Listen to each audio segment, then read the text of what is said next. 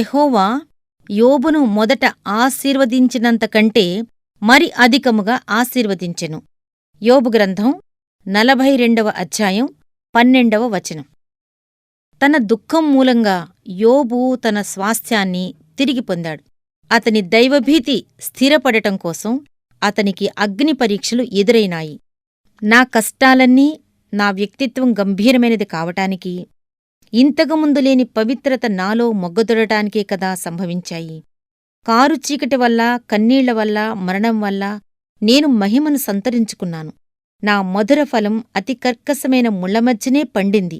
యోబు అనుభవించిన శ్రమలు అతనిలో తన గురించి తగ్గింపు ఆలోచనలను, దేవునిపై ఇంతకుముందెన్నడూ లేనంత భక్తి గౌరవాలను కలిగించాయి.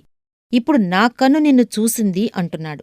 నొప్పి వలన, నష్టం వలన నేను దేవుని మహిమను చూచి గ్రహించి, నీ చిత్తం జరుగునుగాక అంటూ మోకరిలే స్థితికి రాగలిగితే అది నాకు లాభమే.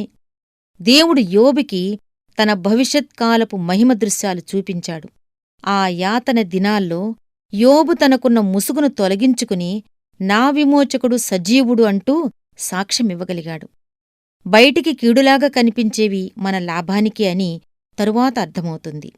ఆత్మవిజయాలను సాధించిన ఎంతోమంది భక్తులు నిర్భయంగా, నిరాటంకంగా, విరామం లేకుండా తమ పనులను సాగించుకునే లక్షణం ఉన్నవాళ్లు బాధకు సమ్మతించి చాలా కాలం సహించగలిగితేనే అందులోని దీవెన వారికి దక్కింది.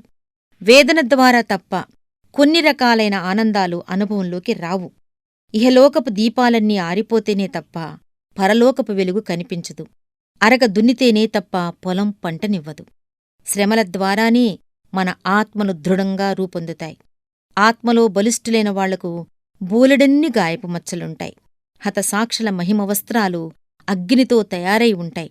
దుఃఖపడేవారు తమ కన్నీళ్లగుండా పరలోక ద్వారాలను మొదటిసారి చూస్తారు. నీ గళసీమపై తళతళ మెరిసే పసిడి హారాన్ని చూసి గ్రహించాను. ప్రేమలో నీ హృదయస్థైర్యాన్ని, నువ్వు భరించిన అగ్నిబాధలని. ధీరహృదయమా వర్ధిల్లు, ధగధగ మెరుస్తూ ప్రకాశించు. నువ్వనుభవించిన శ్రమల కోసం కృతజ్ఞతతో ఉండు.